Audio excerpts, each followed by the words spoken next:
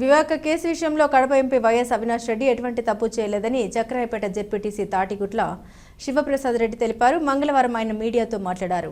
సునీతమ్మ రాష్ట్రంలోని బడ నాయకులతో కలిసి వివేక కేసు విషయంలో వైఎస్ అవినాష్ రెడ్డిపైన ఆరోపణ చేయడం తగదని అన్నారు. ఎన్ని కుట్రలు చేసినా లాయర్ల చుట్టూ తిరిగినా నీకు ఎటువంటి ఫలితం ఉండదన్నారు. ఎందుకంటే అవినాష్ రెడ్డి ఎటువంటి తప్పు చేయలేదని ఆయన వైపు న్యాయం ఉందన్నారు. ప్రజా నాయకుడిని అవినాష్ రెడ్డిపై ఆరోపణ చేస్తే నమ్మే పరిస్థితిలో ప్రజలు లేరని అన్నారు. మీరు రాష్ట్రంలోనే బడా నాయకులతో కలిసి కీలుబొమ్మగా మారి పులివెందులకు వచ్చి మా అవినాష్ రెడ్డి గారి పైన ఎన్నో ఆరోపణలు చేస్తున్నాం వివేకానంద రెడ్డి కేసులో.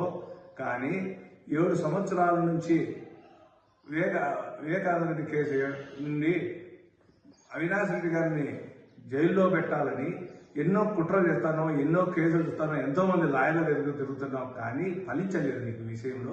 ఎందుకంటే అవినాష్ రెడ్డి గారు ఎలాంటి తప్పు చేయలేదు.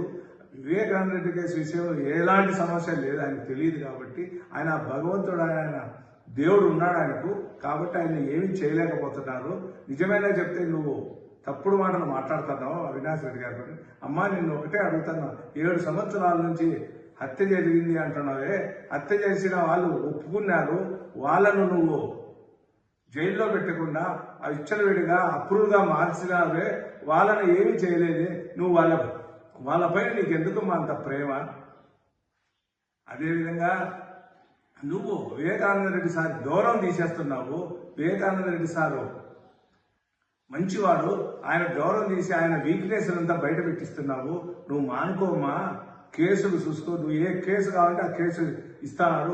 తెలంగాణ కావాలా, మహారాష్ట్ర కావాలా, కర్ణాటక కావాలని నిన్ను అడిగినా కూడా తెలంగాణ కోరుకుంటువి. కోర్టులో నువ్వు ఏ పెట్టుకుంటే అయ్యి అడుగుతావు. కానీ నీ ఏమీ ఫలించలేదు. ఎందుకంటే న్యాయము అవినాష్ రెడ్డి పక్కన ఉంది.